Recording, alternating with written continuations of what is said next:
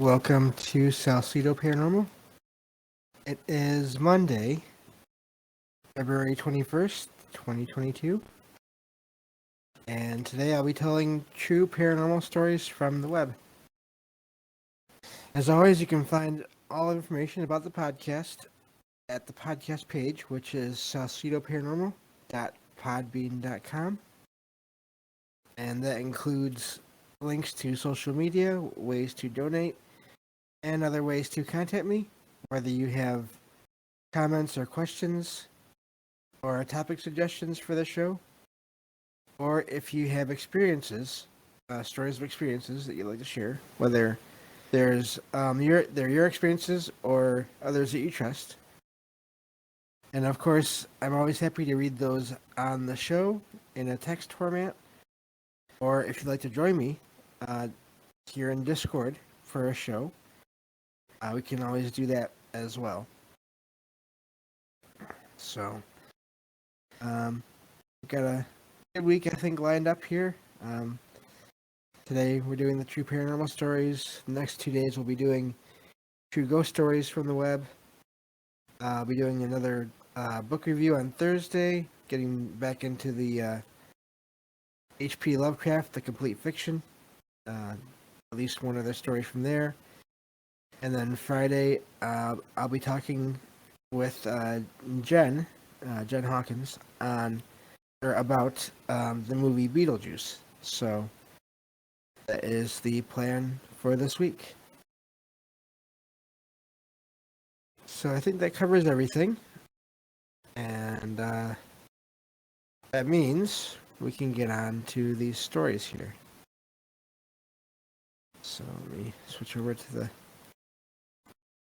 Word document. I'm also excited because if all goes well, I should be getting a second screen, basically new screens, new monitors set up over this weekend, and that will mean I won't have to switch back and forth between Discord or my browser and Word documents. So that should be hopefully something that starts next Monday, next week. So I'm excited for that. That should be fun. Should make it a little bit easier to do these streams. So we'll see how that goes. Anyway, on these just today, literally. So the first one says, so when I was younger, I had two of my aunts come into the country and stay with us over the summer. I can't remember what year it was.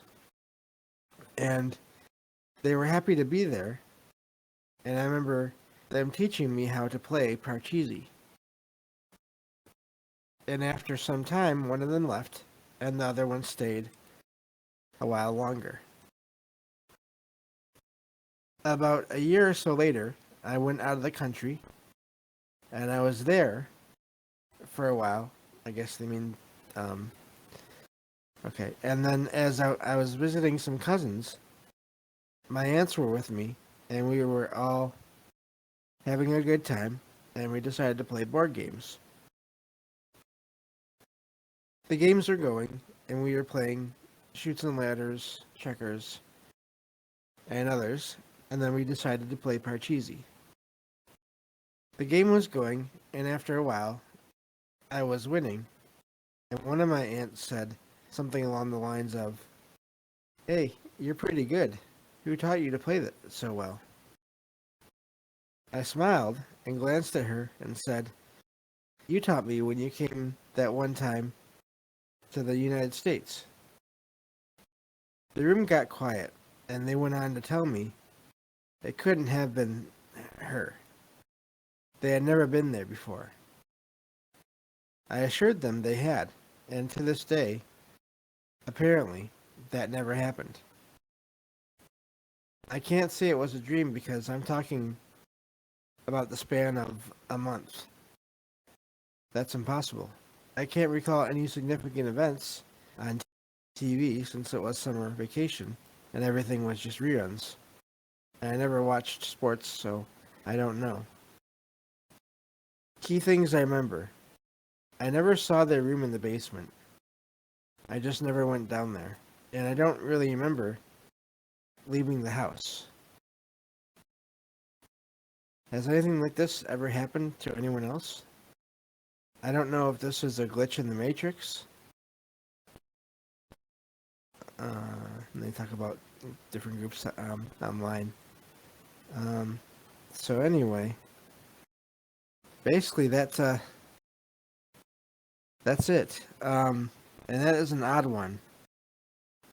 Either the ants were playing a joke and lying for some reason, or something really strange happened. And this person, the writer, had quite the experience with, I don't know, either some kind of maybe parallel universe experience where their ants did come to their house. Excuse me. And then they somehow shifted. This writer shifted to another place where they didn't. I've heard that before. I don't know.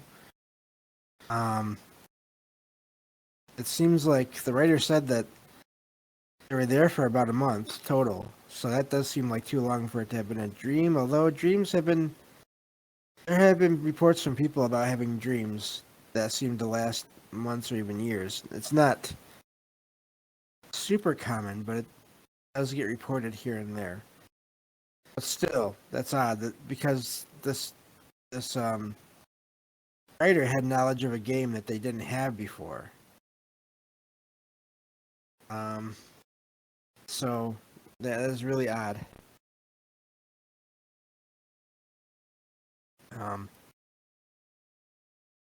That's one of those where I really don't know what to make of that.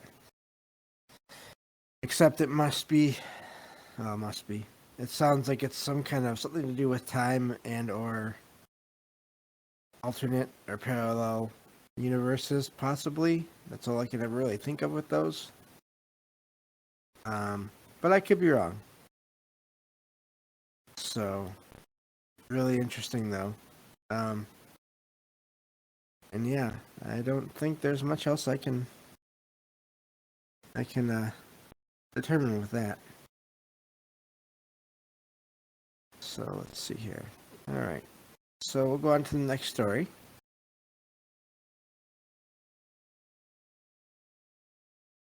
It says, I will start by saying I have never seen a ghost. I believed in them in my youth and had been rather agnostic about my beliefs for a long time, simply believing that anything could exist. The older I got, however, the more skeptical I got. This happened last night, and I can now firmly say I am a believer. My friends and I were in a local park last night. We were walking along a trail, and right away, something was off. One of my friends has always seen the paranormal, and he was extremely uncomfortable. He was seeing figures and hearing footsteps throughout the extent of the walk. My other friend and I could not hear or see anything out of the ordinary, so we kind of laughed it off and said he was just scared, which I now regret. It wasn't until we sat down in a tree that things took a turn for the worse. Let's see. Both of my friends reported feelings of cold dread washing over them that I did not feel and assumed was anxiety. And then my ghost-seeing friend stared at the tree line. I asked him if he was seeing one, and he said yes. I looked into the woods, and I saw it. There was a small, wispy figure. It had a white-gray coloration, and seemed to be made of smoke or mist. It was in constant fluid motion, inverting into itself as if it was barely staying visible. It would bend from just a smoke ball to a small humanoid figure. Not childlike, just small. And it would wave. I pointed at it and asked my friend if it was between the two trees. He said yes. I described what I was seeing. He said, "Oh my gosh, you see it too." We ran out of there after that. I felt the same dread my other two friends felt, and I could not shake the feeling for the rest of the night. It's all I can think about now. What was that? It didn't feel like a dead person. It didn't feel like a person at all.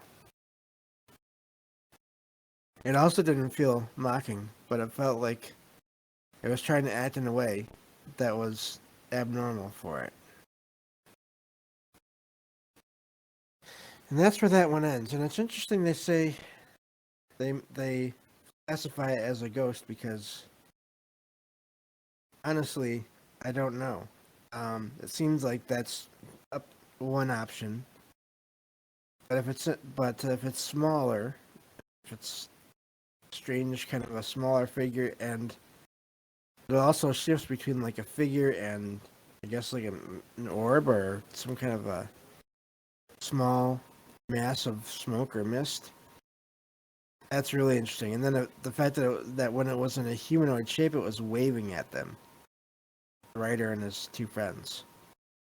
Um, yeah, that seems like it was trying to interact.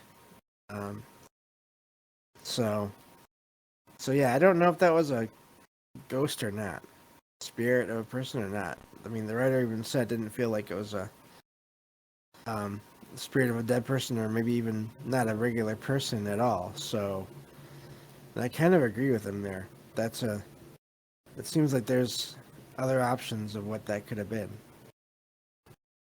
So, but very that's an amazing experience. At least nothing else happened to them. But yeah, seems like they may have seen some kind of a I don't know, other other being. Maybe not even necessarily human. Hard to say. So I'm gonna get some water while I find this next story.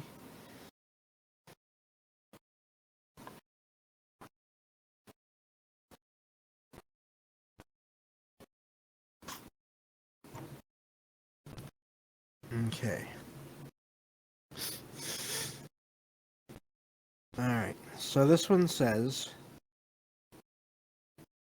a few years ago, my family decided to host my cousin's Sweet 16 birthday party at a local church, renting out the event room.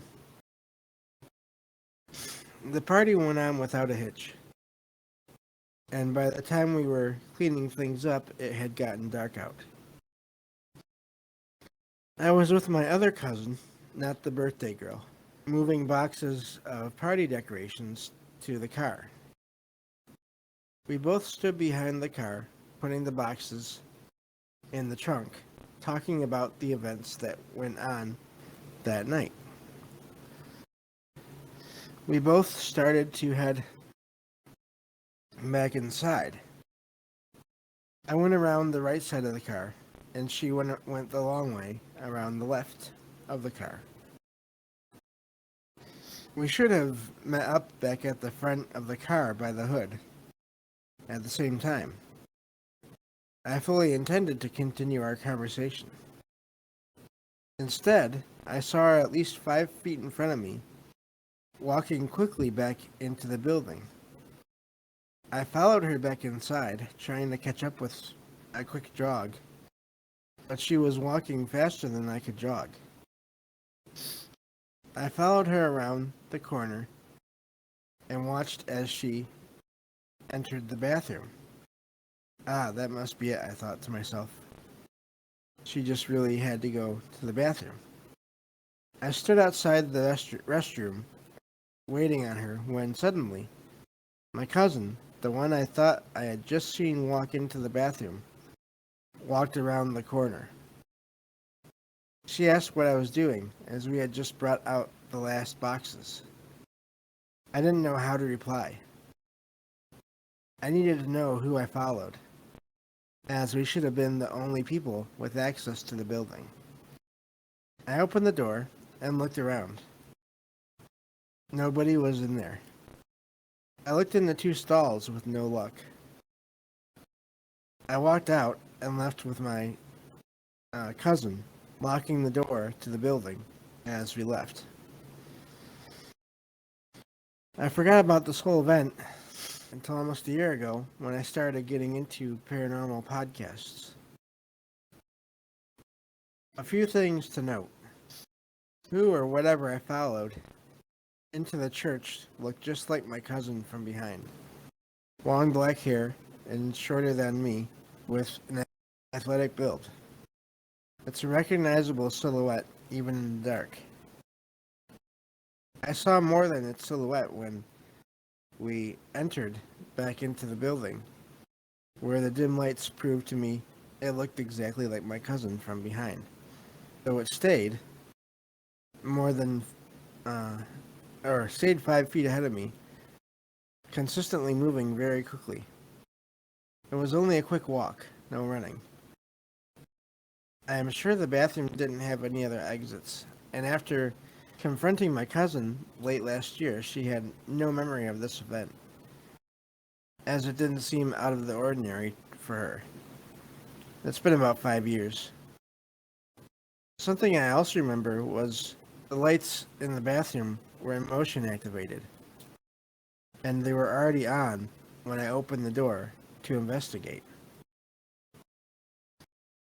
So that's where that one ends. Seems like someone else was there. Possibly that had the appearance or took on the appearance of the person that the writer was with.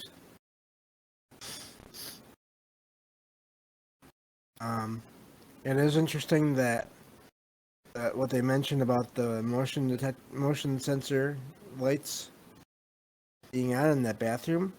Obviously, whatever entered that room was, I don't know if solid enough is the right word, but present enough to make the lights turn on.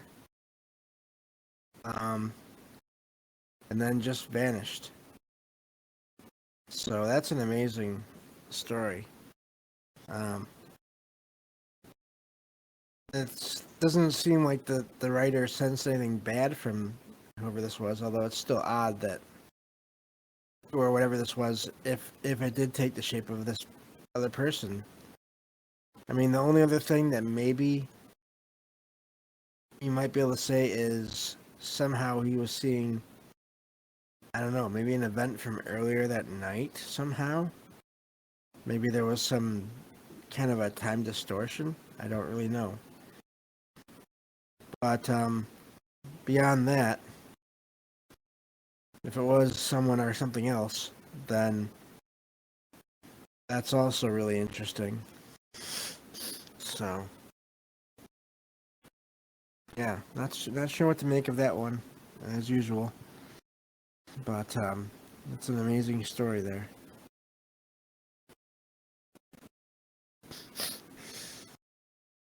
So, let's get on to the next one here. And this one says, it doesn't help that we live in a really small old town, and it's already known for having a lot of bad and strange things happening, night or day. It was late July, on a weekend, and my girlfriend and I didn't have to work. Around 2:30 a.m., we were both awake because we could not sleep, so we decided to go for a walk down to this fast food place that was only a few minutes away. While walking, we decided to take this path that led through this weird little private community. It was the fastest shortcut we knew. So while walking, we started talking about this and that. Suddenly, we started getting this eerie, strange feeling And worst of all, we noticed that every single house looked the same. We stopped for a second so that I could light up a cigarette. I lit the cigarette, inhaled, exhaled up towards the sky, and when I looked at the dark, clear night sky, I saw a bunch of random dots that looked almost like they were stars, but they were all moving slowly at different paces. I told my girlfriend to look, and she also could see all of them moving.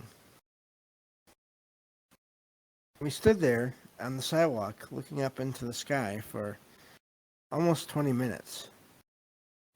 Now, at this point, it was 3 something in the morning, but there were so many of these dots that looked like stars slowly moving all in the same direction, but at different paces, and it made no sense. We decided to keep walking. While walking through, we could almost see that over where the school field was, we had to cross that, I guess, was 3 dots in the shape of a triangle, and they were hovering over the baseball diamond in the school field. We kept walking only 4 minutes until we got to the school field, and as we passed through and looked up into the night sky, we both saw that the 3 dots in the shape of a triangle were gone. And it was now located where that little private community was.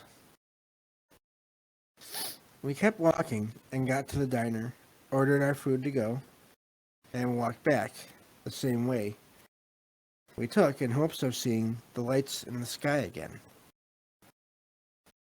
When we got back to the same area, it was still dark, but all the dots in the sky disappeared. Walking back, we both noticed that it almost seems like all of the eerie feelings were gone, and that the walk was much quicker than usual. The next morning, we looked all over the internet to find an answer about possible satellites passing or meteor showers, but there are no records that anything passed through around our area that night. It has been 2 years since that night in July, and we have not witnessed anything like that since. So, does that mean they saw a bunch of UFOs?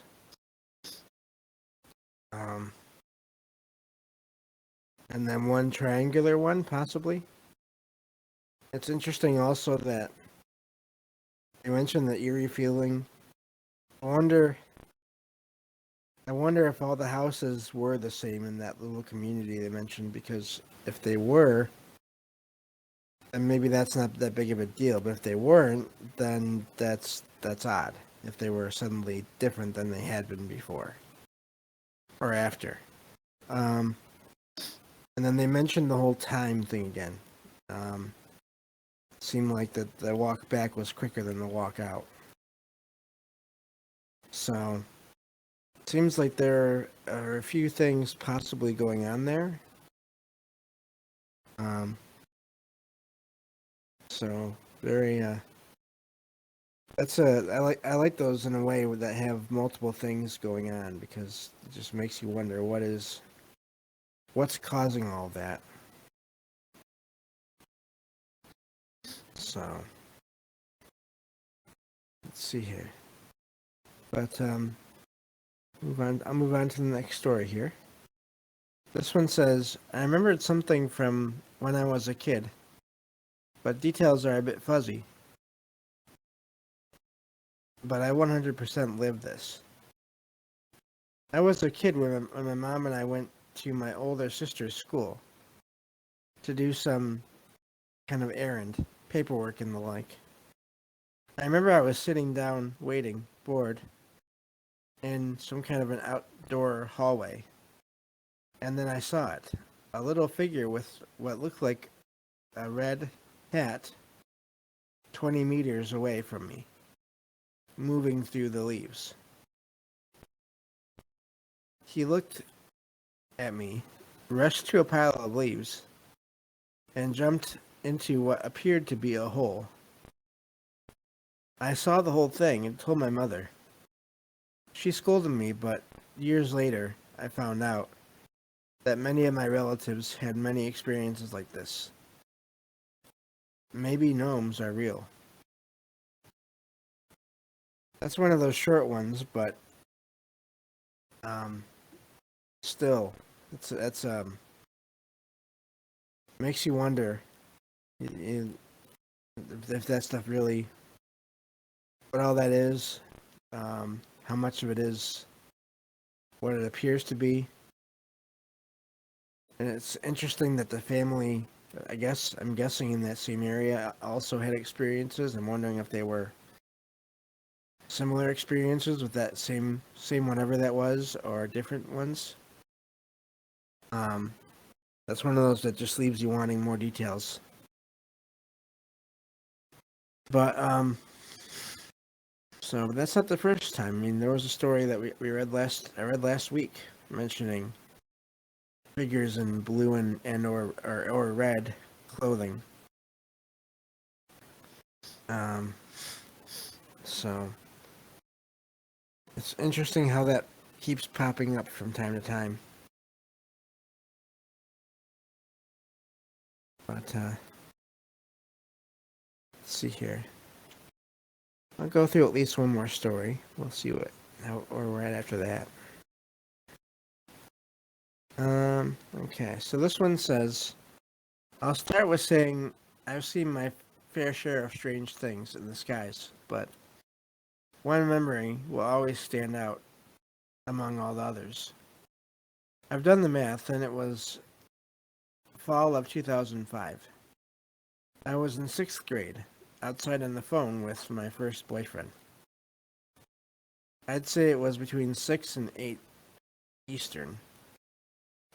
It was dark outside, and only our back porch light was on.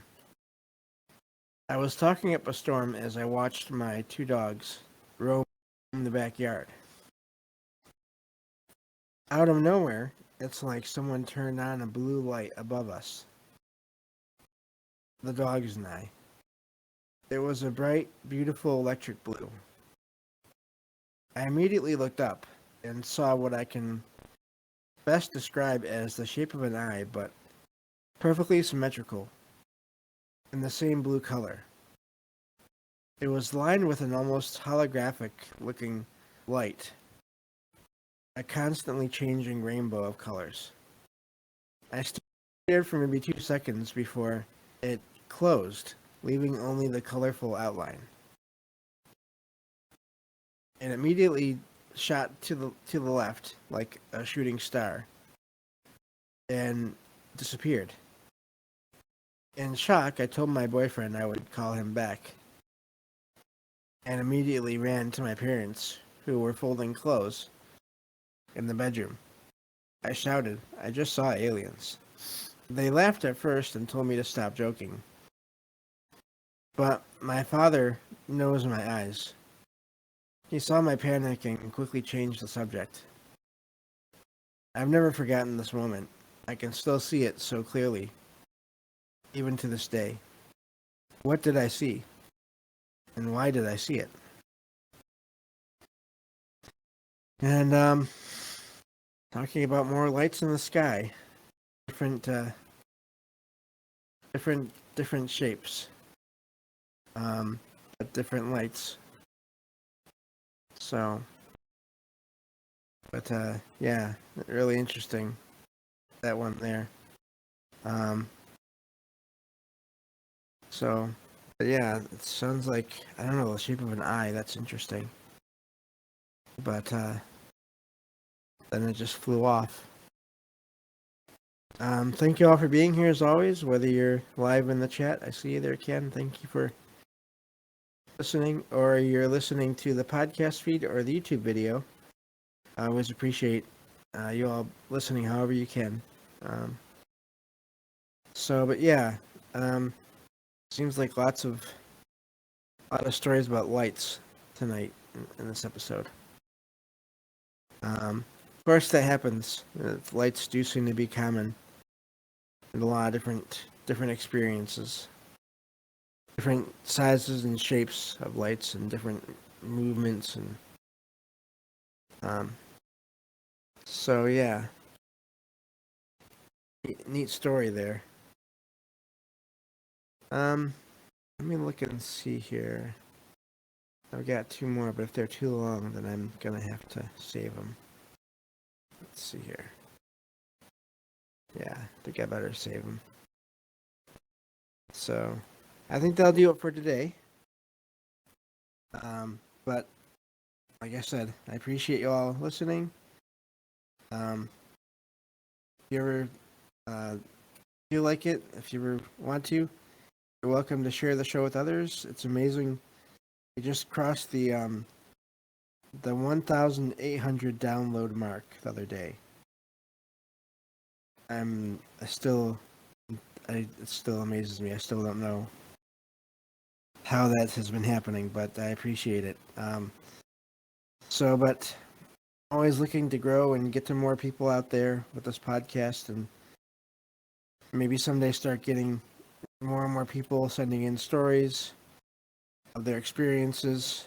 You can always do that through Discord or through an email. My email is salsidoparanormal@gmail.com. That's SALSIDO paranormal@gmail.com.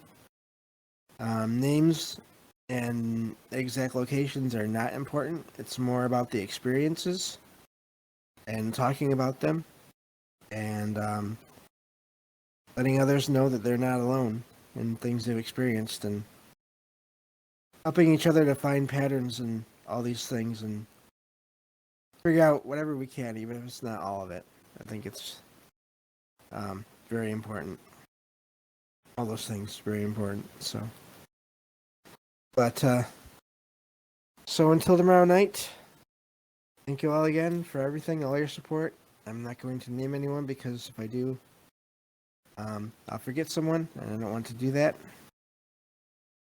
But take care, and I will talk to you all tomorrow on the next episode of Salsido Paranormal.